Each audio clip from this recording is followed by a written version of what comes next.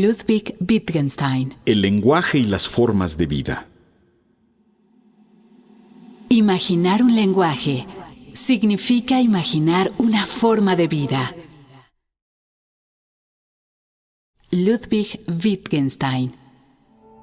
La experiencia humana del mundo es siempre lingüística y simbólica. No vivimos en crudos mundos de objetos y de eventos. Vivimos en experiencias significadas por las palabras y los símbolos. La realidad, para nosotros, es siempre realidad significativa.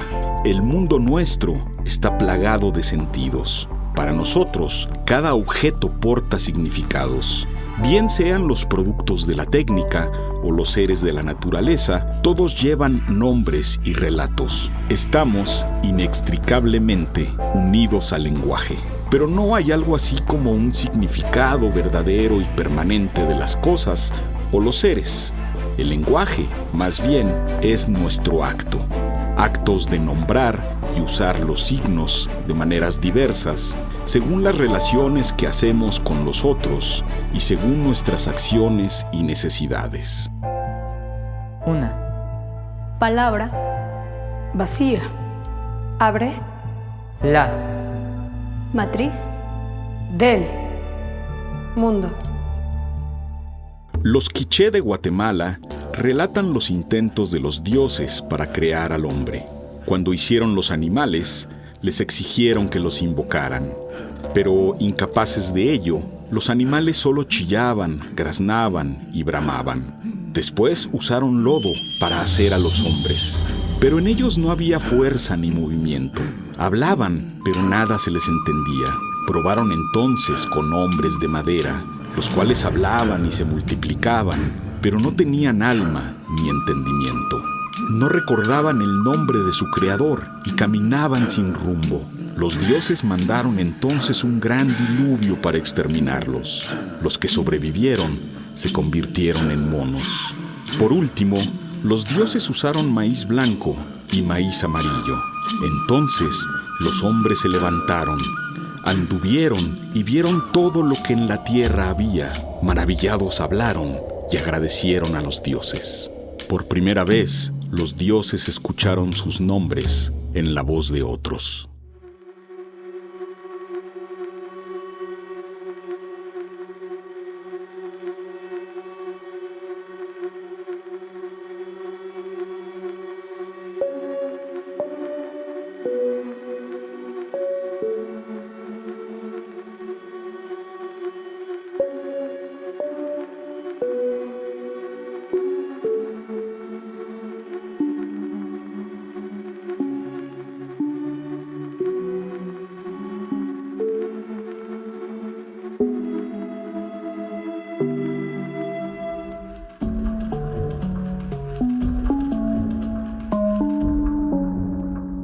No hay una sola lengua en el mundo o una forma común a todas las lenguas.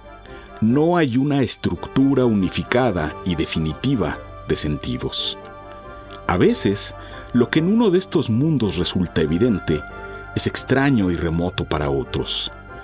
Cada forma de vida valora las cosas a su modo y le da el sentido a sus acciones y valores.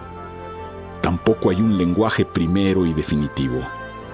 Los significados están en las acciones, y las acciones adquieren significado. En cada contexto se definen, por las circunstancias y las relaciones que existen, los significados de los signos. Cada contexto es un entretejido de signos y de acciones. Las formas de vida se comparten porque las personas hablan, y al hacerlo, construyen el sentido de lo que hacen y del mundo que comparten.